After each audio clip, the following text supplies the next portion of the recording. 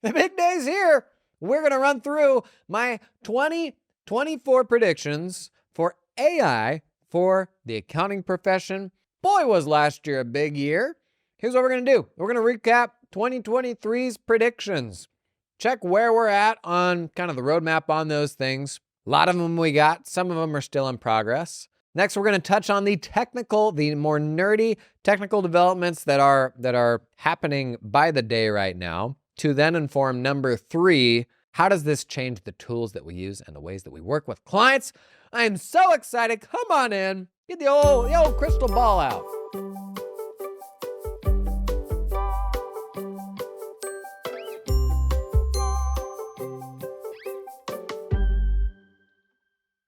Okay, I've got a Fairlife protein chocolate milk here and a little cup of Nerds gummy clusters with 12-year-old inside me on full display. Sidebar, Nerds gummy clusters, S-tier candy. There may not be a better candy in the candy game right now than Nerds gummy clusters. If you know, you know. Okay, let's set the stage with 2023's predictions. Did this on January 1st of last year. It actually sets the stage for a lot of what's going to happen in 24. So let's run through these, see how we did, highlight some companies who are giving us this stuff, because a lot of 24 is going to be a continuation of what we got in 23. My predictions last year, number 1 was generative email replies. Basically, using AI to generate or suggest like a draft reply to an email. So we were talking about this back in November of 22 as really being the biggest thing that could be an AI unlock for accountants. We got it. Canopy, I think, was the first practice management to ship it, to ship generative AI when you're drafting your emails. I believe Carbon was the first to shift generative replies, which is different. It is when it actually sends the whole like conversation chain to the language model to suggest a reply, not just to draft an email from scratch. No, Client Hub's been working on this stuff. We've got a number of more folks getting in on the act. But when accountants spend so much time on email, I still think this is maybe the biggest short-term opportunity where accountants can save a whole ton of time and software vendors can put way better tools in our hand to like draft these replies. I mean, the examples I gave last year, you get the email, can you send me my 2020 tax return? Give me the suggested reply, hey, Mike, here's your 2020 return attached, and then go pull it from the file system, which is part of my practice management system. I even had a little tag on here, see you next Thursday. So these generative replies in our practice management system, using AI to see into what's on my calendar, to see into past email conversations with the client. See the email my colleague sent the client yesterday. See the outstanding status of projects. That assistant that helps you draft emails. We've got version 1 of it right now in a number of systems, but it has so far to come still. And I think we're going to see some big investment in that this year.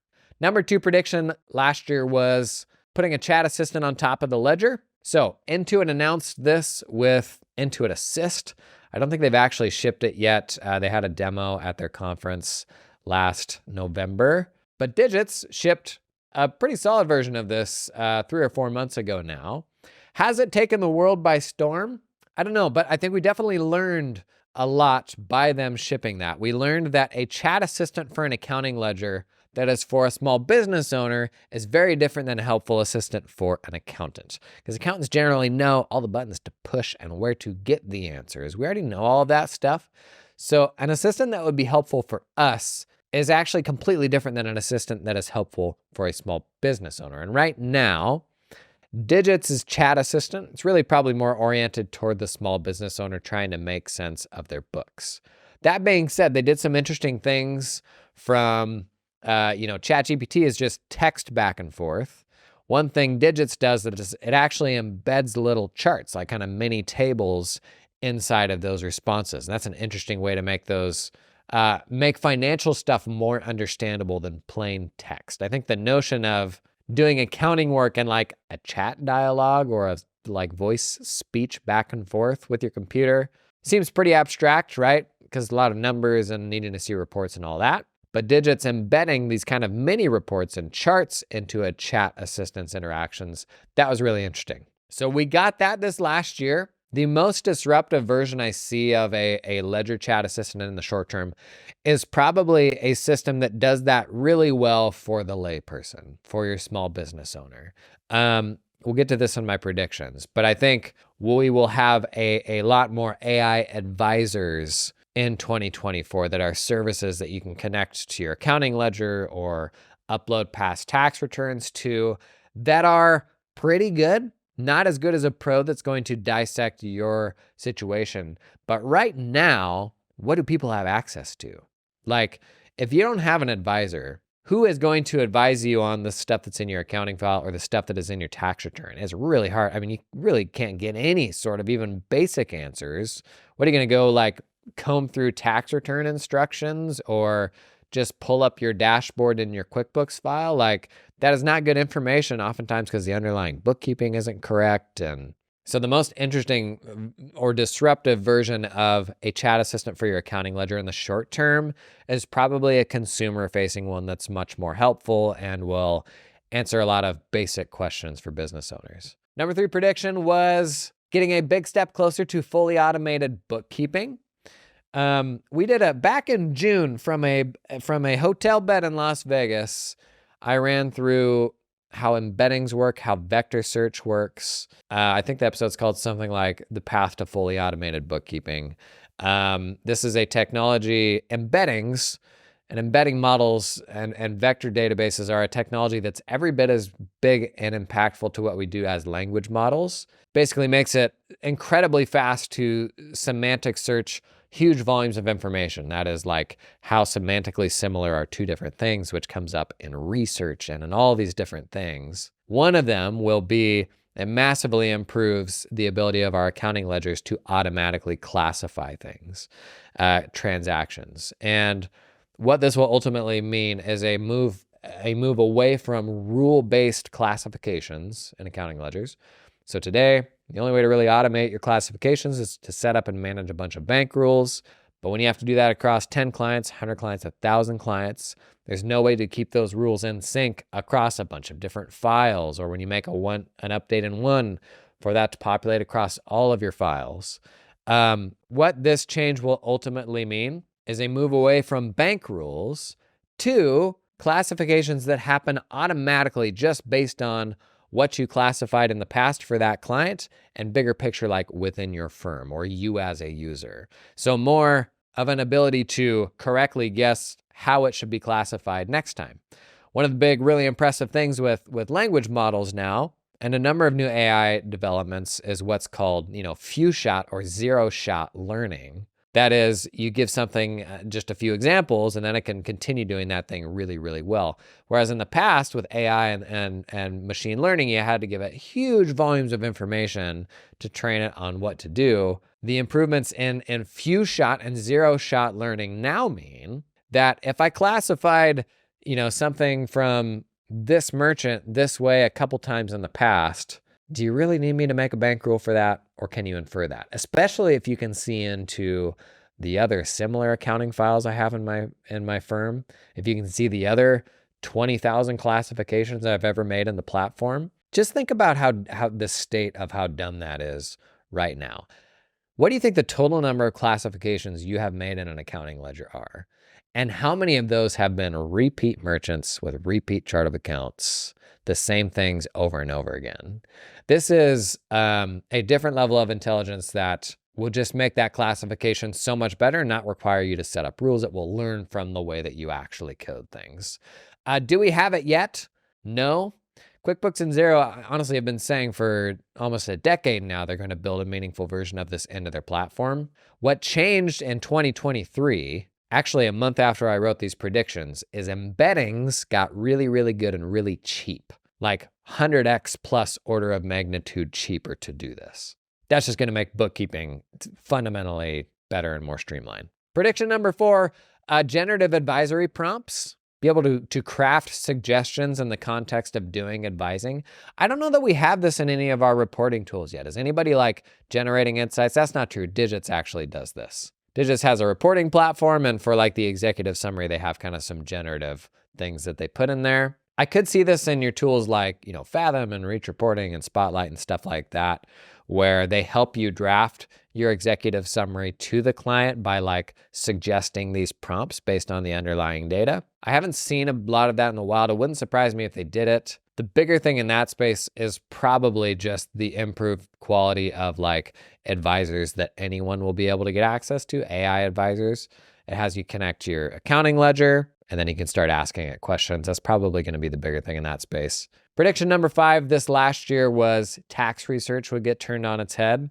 Boy, all of the tools are there for this to be so much better than it is, and it's not happening yet. One of my biggest disappointments in my year-end review of the best new stuff we got this last year, this was like one of my 3 biggest flops, was tax research vendors have just not done anything good with this yet. Prediction number 6, improved document extraction. That's absolutely happened. Like OCR is basically solved now.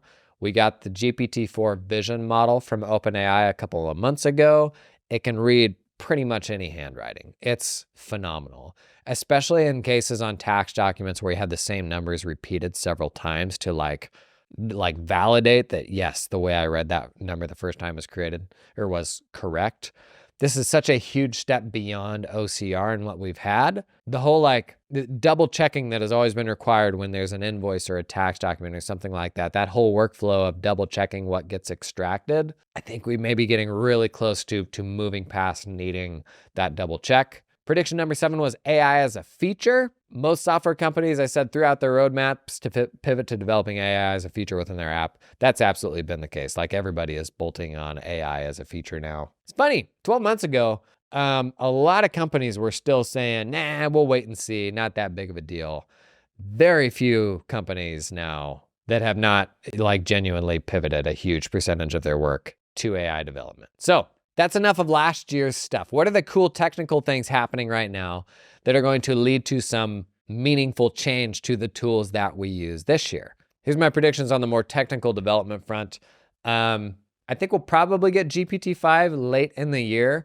Building GPT-5 is a massive undertaking in a lot of different ways, from the amount of money and energy and a lot of different things it's going to take. But more interesting might be GPT 4.5. In fact, if GPT 4.5 is a reasonably big step, frankly, I don't know that they need to rush GPT 5 this year. So Google Bard, not Google Bard, what's Google's big new model that they've been teasing that just came out? Gemini. So Google drops Gemini, and it has a few different flavors, and the only flavor they released is equivalent to the old GPT 3.5. And the version that's supposed to be on par with GPT-4 isn't even available till next year, and they're not even going to give it to everybody.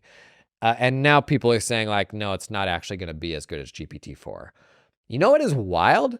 GPT-4 came out last March. It's been almost a year, and nobody is even close to the quality of what OpenAI released back in March. And so part of this is what does OpenAI even need to do? Do they even need to keep pushing the envelope further? But I think we'll either get 4.5 or 5 this year. 4.5 is more likely because I think there's more ways they can augment what they already have with 4 in a way that is really useful. I'm going to talk about that in a bit. But we will get one or the other, I think. And it's going to be another pretty big tipping point where it will augment the ways people work in a really impactful way. It will kick off another big round of development and the other tools that we use, because all of the software vendors, not all of them, a lot of the software vendors that we use, they are all working as quickly as they can to adopt these AI changes into their apps.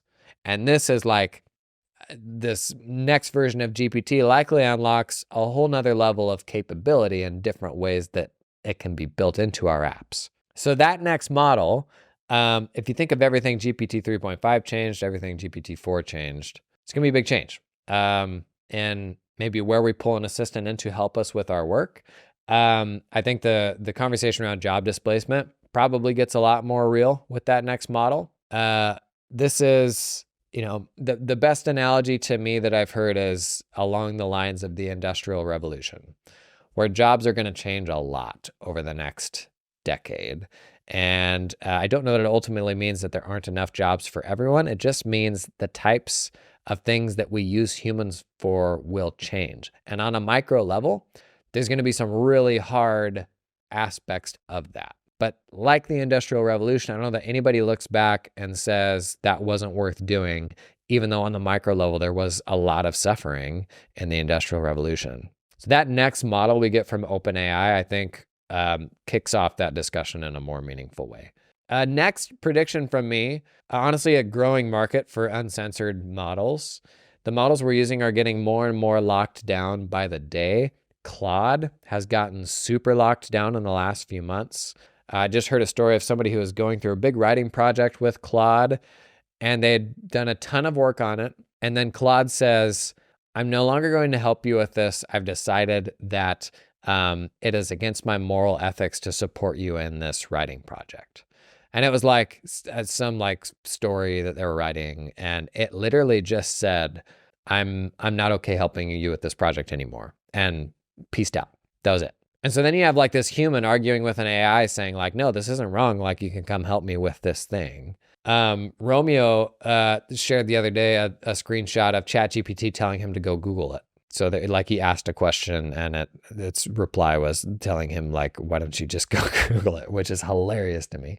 And obviously like, I'm sure that's in the training data in a ton of places when it picks up the Reddit comments and stuff like that just say, just go Google it.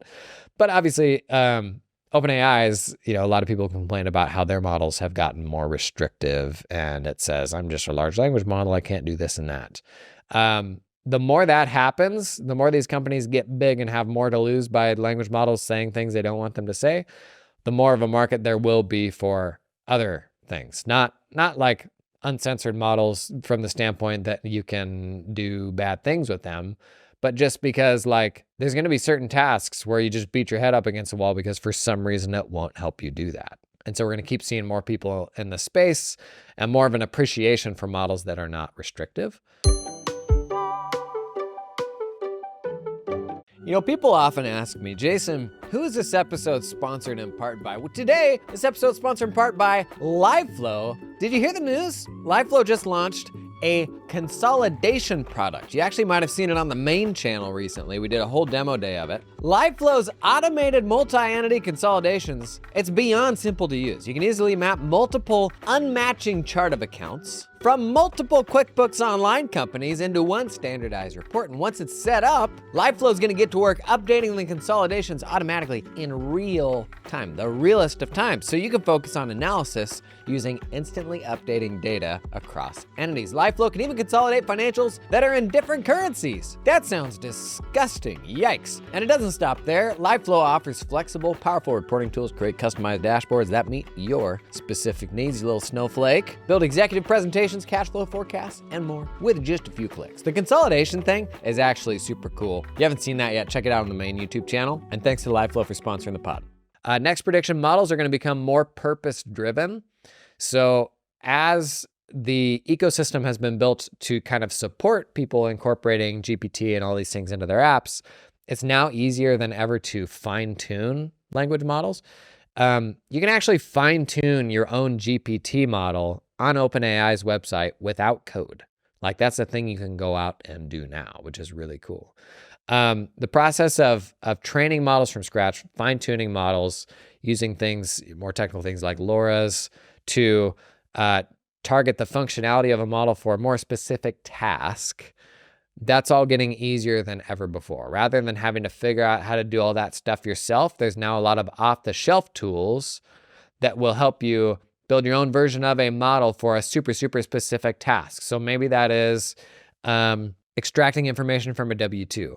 Maybe that is being an advisor that is connected to a general ledger.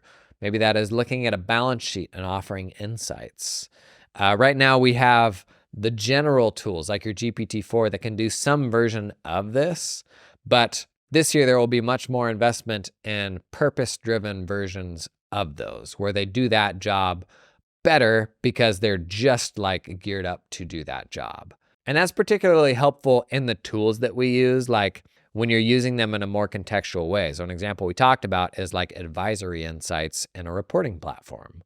Like an assistant that is optimized for identifying, potential errors in a month-end close, or opportunities for conversation if you do like VCFO work and you do advisory for your clients, using that assistant as a second set of eyes on the books to like potentially offer advisory insights that you could pick up and discuss with the client.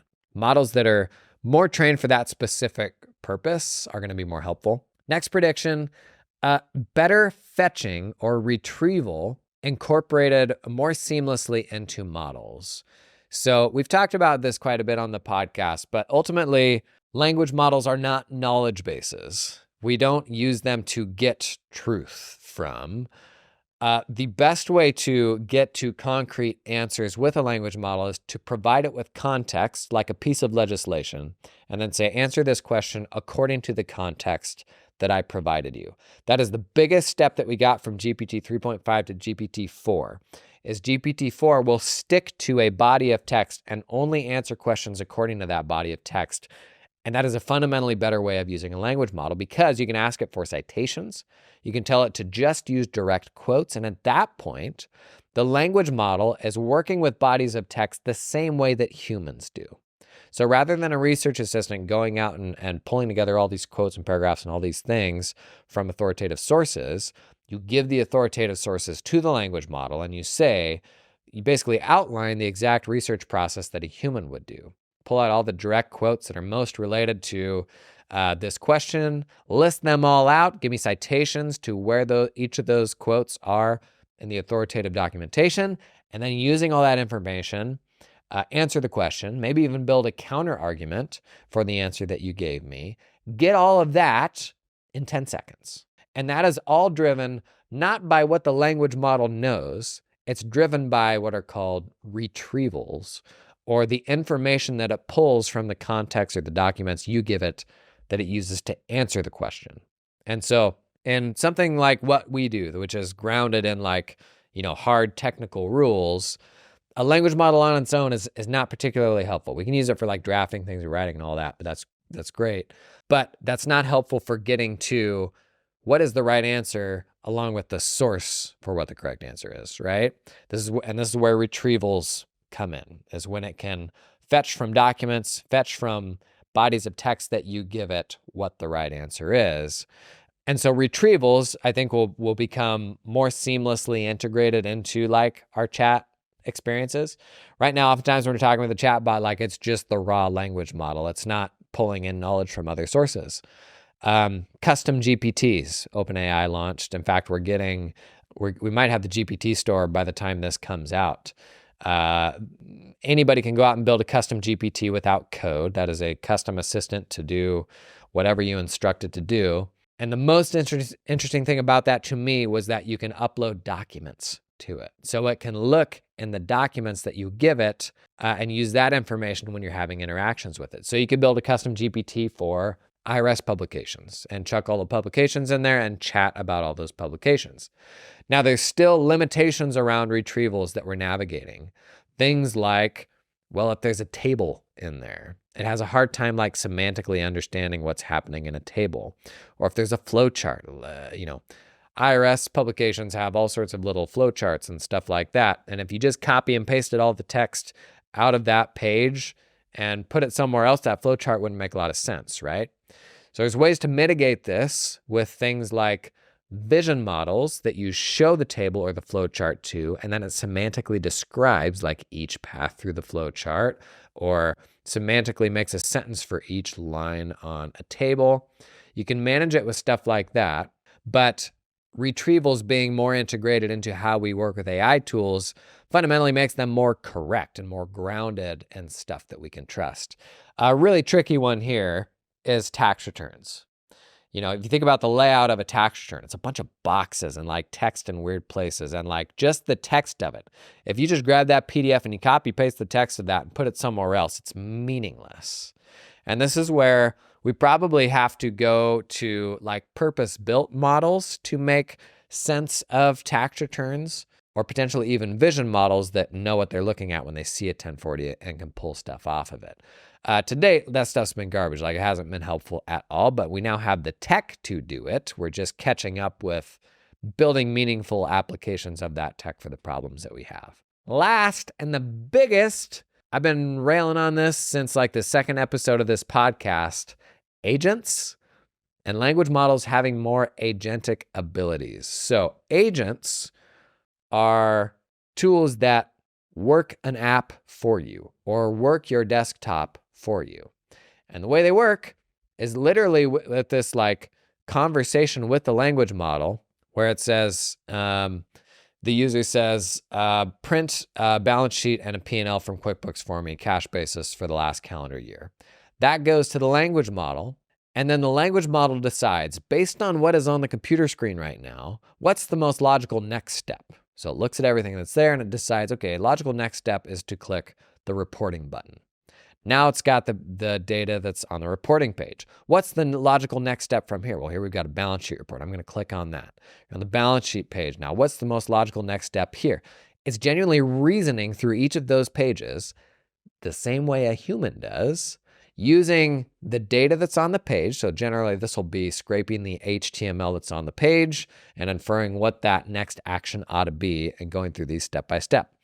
I've shown off a few different agents this year. A few months ago, we played around with one called HyperWrite, and it could do just this. I could instruct it. It's a Chrome browser-based agent. I could instruct it inside of QuickBooks Online, go print me a balance sheet and a P&L to a PDF for the last calendar year, cash basis, and it could do that. When I kick off that task, it launches a Chrome window in the background, and it took maybe 2 or 3 minutes for it to complete that task, and it did it correct like 75% of the time. And it's pretty inefficient, pretty costly. I guess if you compare it to a human, maybe not. But it's pretty inefficient, not super fast, and not like super optimized for that sort of thing. And so one thing a lot of folks have been talking about with OpenAI's next release of GPT is back in the day, back in like when you were back in GPT-3 and DaVinci and before all this stuff became mainstream, the way these language models worked was actually like to complete something for you. So they were what was called completion models. So if I wrote half a sentence, this could presumably finish the sentence in a way that made sense. And so all the prompting that you did was basically setting it up to successfully continue this thing that you were writing. And then ChatGPT came around and they realized, oh, there's like a more interactive version of this that's more helpful. So they modified the way that they trained models to be optimized for chat interactions rather than just completing a statement. And so that was a different type of model then, was something that was optimized for having an interaction the same way a human user would and asking follow-up questions and all that, as opposed to just completing a bit of text. Now, what a lot of people think we're looking at next is a version of these models that performs better as an agent. That is, it can be given a set of instructions and some context. That might be the HTML on the page. That might be the help documents for how to use this app, and more efficiently return what the next action ought to be. Because that's how these agents work. You give them a bunch of information and say, make the next decision. And that next decision could be clicking a thing on your screen. It could be typing something into your keyboard. It could be launching an app. And as soon as it's capable of reasoning through each of those things, we're talking about like human levels of like intelligence and being able to perform basic tasks. That's a hugely important threshold, right? So biggest prediction for this year is a ton of progress on the agent side. Like that's kind of the holy grail, the best and most meaningful application of these language models is not a buddy I can talk to and interact with and be a helpful assistant. That's all great. Agents are literally picking up tasks and doing them themselves from end to end. So if you think about how you may assign a task in your practice management system to a fellow colleague, and maybe that's a recurring task, whatever it is, in the near future, you can assign tasks to agents and they will do those things for you. Super interesting. And the whole ecosystem of what that looks like is going to be really weird because who builds the agent on top of QuickBooks? Probably not QuickBooks. Like the day that somebody builds an agent that is capable of reconciling the bank to a bank statement in QuickBooks. That's huge, right? Like how many times each month around the world does somebody reconcile a bank statement in QuickBooks Online? But the moment we reach the tipping point where with a Chrome extension, you can upload your bank statement to the Chrome extension and it can go to, from the QuickBooks file it's already in, like navigate to that and like, annotate the PDF and tick everything off in QuickBooks Online. We're really close to that. But there's some of these tipping points where as soon as that thing is good enough, that changes a lot of how we work. And it is maybe a little problematic for the ecosystem because who made that Chrome extension that can do that thing? Probably won't be into it. They probably won't be the first one to do that. For our practice management systems, will it be practice management systems building helpful agents that can go into other apps or go look at the QuickBooks API to pull a reporting figure into an email reply suggestion, stuff like that, right? It'll be interesting to see who makes the most of the agent stuff. Okay, that is like my prediction for technical developments, the nerdy stuff. Now, for the tools that we actually use, how will they be most impacted? Let's talk about the accounting ledger. Biggest thing will be moving away from that rules-based classification methodology. The ledger being capable of classifying things just based on my past classifications, maybe based on past classifications I made for a similar construction account in another file. It's all the stuff we've been asking for the last decade, made easier by specifically embeddings and vector search. Now, the devil's going to be in the detail, like how good this is. Devil's going to be in the detail of the implementation because what is that confidence threshold where it should classify it versus having to ask me? And I don't mean to make light of a ton of nuance that goes into building what is the right way to do that. But the biggest long-term impact that has on the ledger is right now we have an entire generation of cloud ledgers that are built around classification. That is what they are at their core, is classifying transactions and reconciling the bank. What happens when that's table stakes? What is a ledger? When the ledger bit gets vastly simplified, I think these platforms just move to being more all-in-one sort of money spend management type of platforms. So reporting takes on greater importance. The quality of an assistant that you can talk with that will give you intelligent answers about the data. The platform's ability to automatically recognize errors and outliers and how things were classified. I mean, how many AI companies in the last 5 years have come about and then died where the whole premise was, just connect to your ledger and we're going to give you insights. And the blocker to that is always the quality of the underlying data. So the nuance in what platform is ensuring that the underlying data is correct, like that, it's going to come down to that sort of thing now, rather than who's giving me a reconciliation experience that I enjoy the most, because I think that's going away. Second tool that will be impacted, practice management systems. Honestly, probably for pretty much all the reasons that we outlined last year. The biggest low-hanging fruit here for me, and I don't want to say low-hanging fruit to imply that it is a simple thing to build, email, client communications, generative reply drafts, even the assistant that will have a helpful little suggestion alongside me drafting that email to say, hey, just so you know, here's a summary of the email that Tony sent to the client yesterday that you may not be up to speed on. Here's your next upcoming meetings with these things and the most recent updates to documents. Like here's a little one paragraph of what's going on with this client right now. If you'll take that as far as drafting the first version of an email for me, trying to attach that tax return that I think they're asking for, all that stuff is gold. From a strategic standpoint for practice management systems, it's interesting. When cloud practice management systems first came around, I think the main focus was task management. That was initially the moat, is if we can get accountants to manage all their tasks on our platform in a more modern way, then that's how we're going to keep them.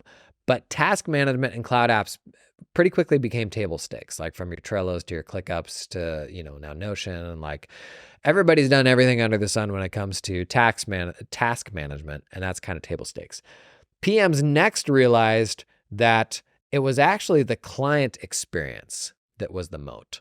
Because if I can get a firm to train 1,000 clients on how to use the portal and how to use the client-facing side of my practice management system, nobody's ever going to leave my platform because they're not going to want to retrain 1,000 clients on a different portal, right? So that client experience then became like the hot ticket. That was what everybody was building around and investing in. Now, honestly, the next few years, I see the moat being who's got the best email client. And a lot of, 95% of accounts are still hustling Outlook for their email, I'm fairly certain. But these like assistants that we're talking about are so helpful to never have to write an email from scratch again, and for it to see into all of the other data in your firm and then draft a reply, taking all that stuff into account and show you like, I got this from here and this from here and this from here. And you can see that's why it's part of the draft email that it put together. That thing is going to absolutely be your best friend.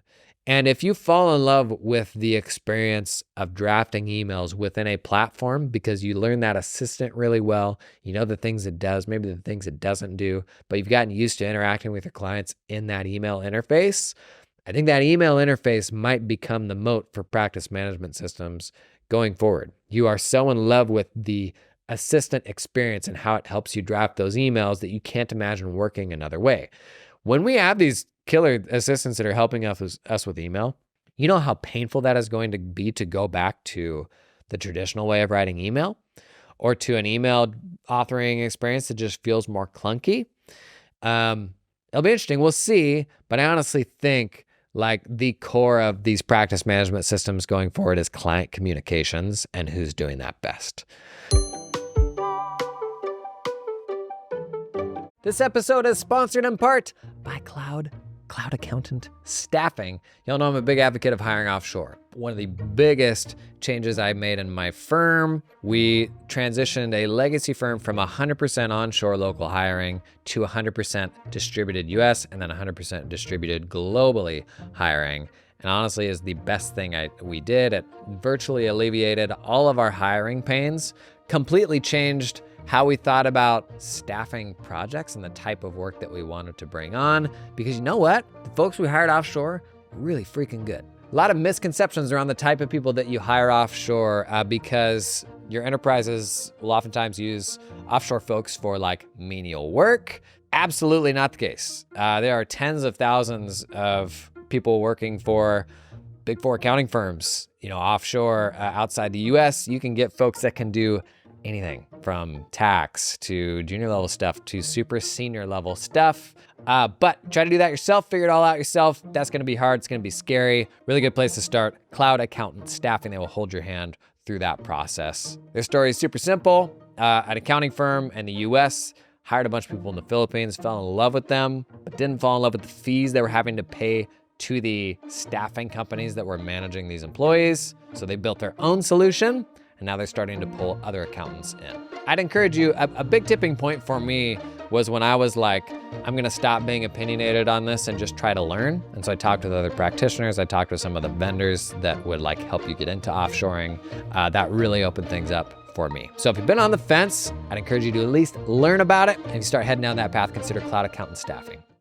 Next up, I think we'll see our first new entrant into the practice management system ecosystem that says they are an AI first company, whatever that means. There's some legitimacy to that being a thing. A lot of the things we're talking about, the infrastructure required to like be able to intelligently suggest a document attachment, an email reply and stuff like that. There's definitely some aspects of like how you build an infrastructure that's going to be best suited for that. And maybe that's a little harder for incumbent practice management systems to pivot to. In other ways, maybe it's easier because they're able to invest in it in a way that other folks can't. But I think we'll see a new entrant to this space saying, we do this better than anybody else, and that's why you should use us. Next up, useful advisory AI assistants. We touched on this a bit already. I think both in the tax space and in general in the accounting space, we'll see consumer-facing assistants that are pretty darn good. Not to the level of a good advisor, but are a whole lot better than anything else right now, because where the heck would you go to get advice specific to your accounting file or advice specific to your tax return right now? There's way too big of a gap between a professional and Google. And I think some AI advisors will start filling in that gap. And I think that's a good thing. Depending on the implementation, like they could take it too far and lead people astray, but I am all for access. If AI assistants can enable more access to expertise, that's a huge win. Next prediction, I think the tax research software industry will be completely turned on its head. I shared one of my biggest disappointments of this past year is we don't have people doing meaningful things with retrievals, with all of the new technology we have when it comes to tax research. Supreme Court Justice, I think, who was it? Chief Justice John Roberts just this last week said that basically all things legal are going to be completely turned on their head by AI, that court proceedings would be sped way up and be made much more cost effective by AI, that legal research will be completely changed and wildly simplified by AI. He said it's going to impact basically every aspect of the judicial system, which is great. And he was very frank about things it does badly and things that you don't want to do. But when people say things like that, like it raises the conversation to just a different level of legitimacy. And all of these things are going to apply to tax and the way that we do tax research and all that. And who's to say what the future of court proceedings and all that is? If we can get to a level of AI that can see into the authoritative information that it needs in order to actually make decisions. Like, ultimately, do we want AI replacing judges? Probably not. But there's got to be a fast pass version where it will do a whole bunch of the work in a much more streamlined way that doesn't require tens of thousands of dollars in legal fees and all of that, right? So once these research assistants are good enough to where they can see into all the authoritative information that they need, they're going to be able to come to like some pretty compelling conclusions on their own. And this is not the same as asking ChatGPT a technical research question. That's not what this is at all. This is using retrievals. This is pulling from the actual authoritative documentation and just using the text from those things to build out a string of reasoning, and if you want, give you an answer. But at the very least, what it did was fetch all the information that's relevant to your question so that you can get to your own answer. And this is something that AI can do, and it will keep getting better at doing it. Right now, it requires pulling together all the underlying information that has to go into being able to answer a question like that. Like, this is a complex step-by-step thing that I don't want to, make it sound like that's really easy to build. But I'm a little worried at how slowly the tax research companies are moving. These are not super progressive companies generally. I've said recently, right now, Google Bard is probably the best tax research platform there is because it will do like its own built-in fact checking of all the stuff that it returns. The biggest downside is you can't give it access to a huge library of authoritative stuff. And one way or another, this is going to happen and will completely change the price of that access as well. Right now, tax research products are wildly expensive. I think AI will bring that price significantly down, and more importantly, bring down the cost of getting to answers by a ton because you can get to those answers much quicker using AI to make you more efficient.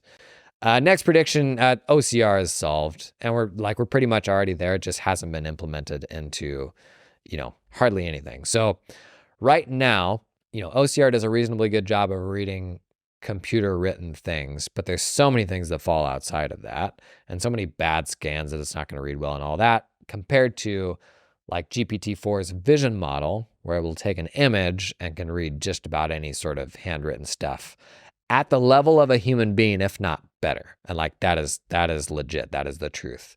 The problem right now is using the vision model to extract every bit of text in existence is much more resource intensive than OCR. So if you're building this into a software product right now, you got to figure out, well, when do I use OCR because that's good enough versus when do I go full blown, like use the vision model and rack up my OpenAI bill. So the exciting thing is we can lift text off of a piece of paper as good as a human right now, just using machines. What we're waiting on is what does that look like being implemented into a tax workflow. I mean, if you think about If you think about and I won't go too far down this path because a lot of non-US and non-tax folks listen to this, but take a 1040 and 50 pages of unstructured information. How much organization goes into putting that into a useful document? You've got, services like Gruntworks and PFX Scan and all these different things that will put it into a bookmarked PDF for you. Ta-da! Great. Wow, thanks. But then you've got another app to extract information out of it and then put it into your tax software. And if you want, they'll have an offshore team or an onshore team review the output for you, as opposed to an AI-enabled tool that can literally lift all of the text off of that through a combination of OCR and vision models, and then organize that into a structured work paper.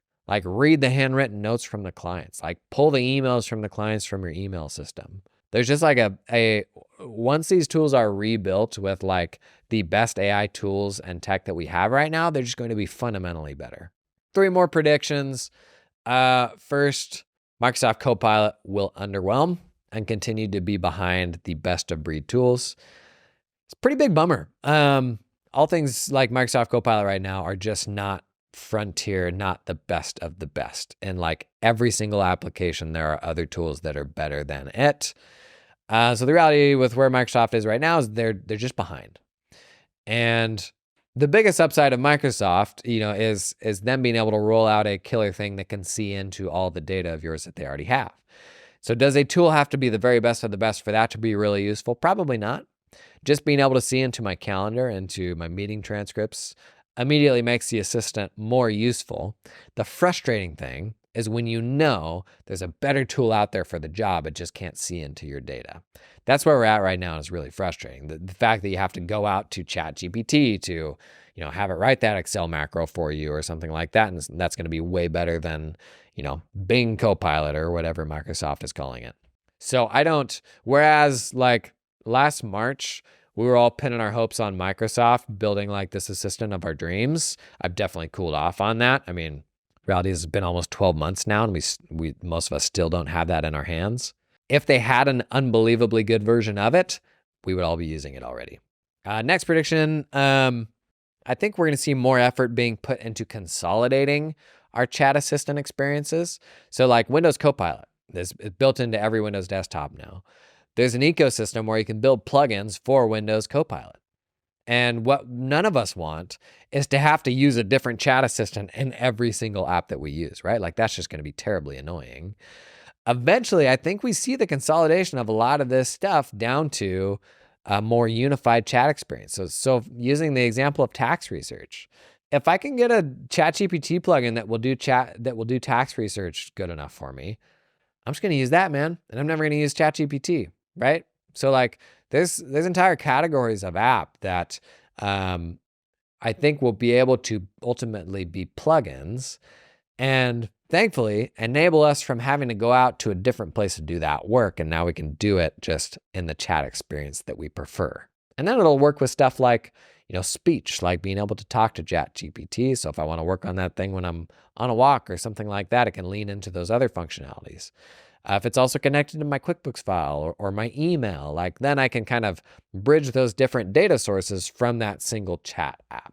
So I'm hopeful we'll see more effort into consolidating our chat experiences so that we're not having chat experiences in every single different app that we use. Last, and this is a biggie, something significant will be eliminated.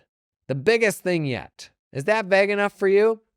One thing that it could be, that we already talked about, reconciling bank statements in QuickBooks Online. That's a great example of something where when we hit an itty-bitty tipping point, where it's one day not good enough and then the next day good enough, it's going to be a big freaking deal. And let's say it's that, because we're actually pretty close to that right now. Being able to reconcile to a bank statement to tick off that monthly reconciliation inside of QuickBooks Online. Somebody's going to figure that out. It's probably going to be in a Chrome browser. And when we get there, it's going to be a really big deal because there's certain really high volume things that we all do, where as soon as we get an AI agent good enough to do it, it's going to be oh my gosh, I'm going to be able to use this 100 times a month and it's going to save us time. I think, frankly, we could get that with 1040 prep, managing simple 1040s. at least getting it to a spot where you've got like a work paper that's tied out and can proof to like a mock-up of a 1040 so that it like says, okay, this is what your tax software should show. What's that killer Excel workbook that guy makes every year? That's it's like a giant work paper for 1040s, and it even has like some checksums for like what the tax forms ought to show. I could see AI tools that can like knock out the, low-hanging fruit, like simple tax projects like that. But I think we're going to get something that's like a meaningful task where it's the first example of an AI agent like wiping out this thing that is one of those like core tasks for accountants. And that, for me, that's exciting. What I always come back to is like when I was running an accounting firm and I had a team of people, if somebody put this new tech in my lap that just wiped out this really time-consuming thing for us, I would be so jacked because every single person on my team, I had better things for them to do. Like every single person I'd have a conversation with, it's like, I get you're doing this right now. I really want to get you to this. And if overnight that thing got wiped out, that would be awesome. I'd be so pumped. Now, if we weren't in a position where like hiring was scarce and we were always trying to find more accountants, maybe that wouldn't have been the case. Maybe we would have let people go, but like that was just in my situation, there was always so much more to do than we had time to help with. And so I was always so happy for any of my accountants to get time back. So I have a hard time seeing job displacement being much of a thing in our space. I think it definitely will be in other spaces. But this year, I think we'll get our first like real concrete example of a thing just being like poof. That just got 90% better overnight. Maybe that's tax research. Oh, I'd love that. That's it for the roundup. What do you think? What do you think will happen? But also, is there anything that you would love to happen? Last year, Nio put out a tweet, Now Carter Gray, that was like, if you could have an AI assistant of your dream knock out anything right now, what would it be? And obviously it's accountants, so everybody's got their snowflake, super nuanced, trying to outthink everyone else's answers. But like 50 to 60% of people said email. And so that's why I always come back to email as the biggest opportunity for tech vendors in our space. Build a product that solves email with AI in a really compelling way, and people are going to love you for it. That's probably still the thing I'm most excited for, is just like AI to tame the email monster. But got anything you super want to see? Drop them in the comments. Disagree with anything here? Let me know. And here's to a magical 2024.